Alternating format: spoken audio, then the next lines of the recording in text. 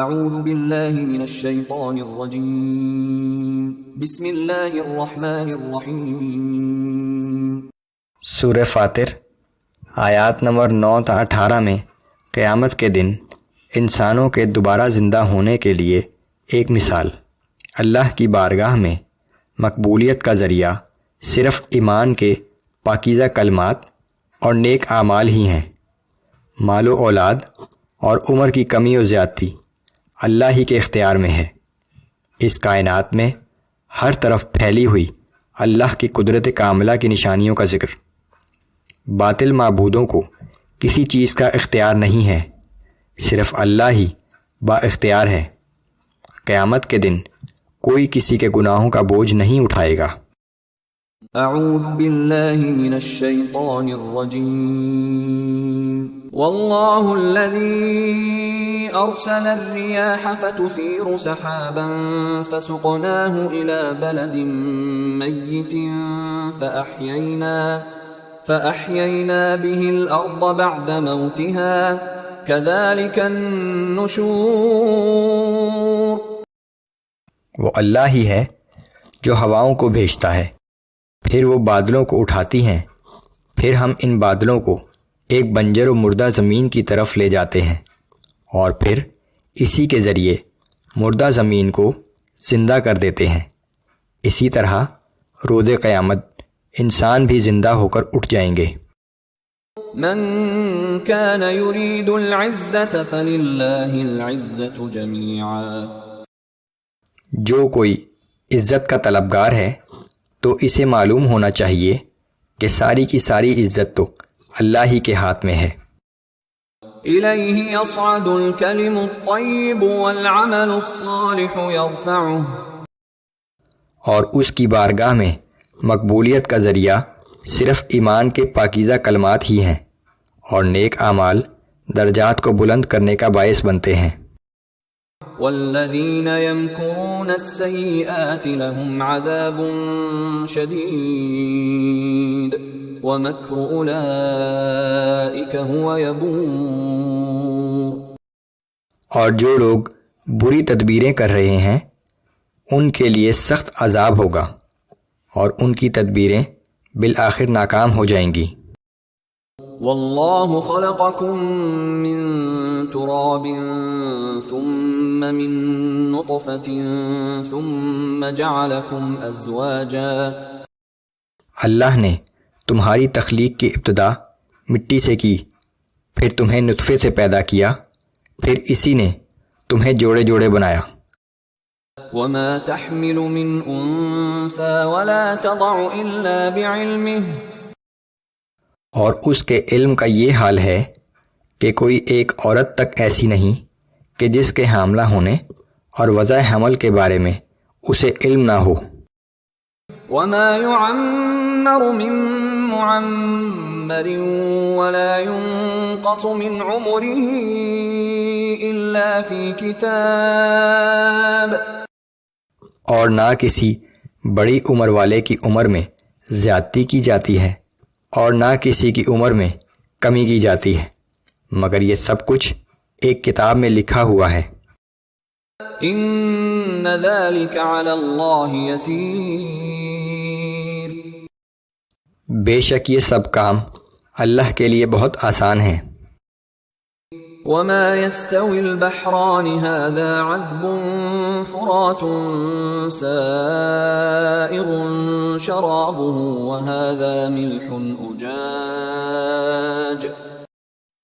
دریا اور سمندر کا پانی ایک جیسا نہیں، ان میں سے ایک میٹھا پیاس بجھانے والا پینے میں خوشگوار ہے، جبکہ دوسرا کھاری اور کڑوا ہے۔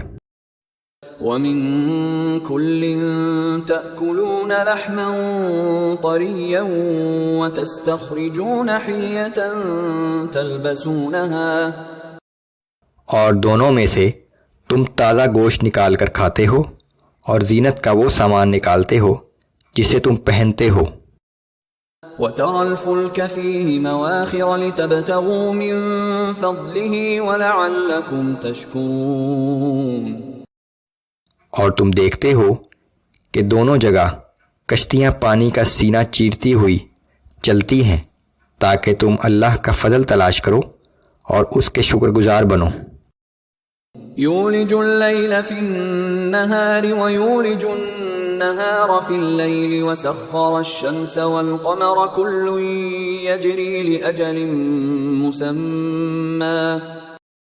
وہ رات کو دن میں داخل کرتا ہے اور دن کو رات میں داخل کرتا ہے، اور اسی نے سورج اور چاند کو کام میں لگا رکھا ہے کہ یہ اپنی رفتار سے ایک معین وقت تک چلتے رہیں گے۔ ذالکم اللہ ربکم لہ الملک والذین تدعون من دونہ ما یملکون من قطمیر۔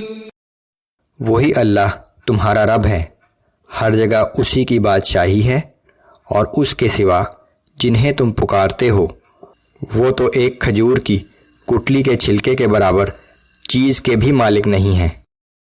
ان تدعوهم لا يسمعوا دعاءكم ولو سمعوا ما استجابوا لكم۔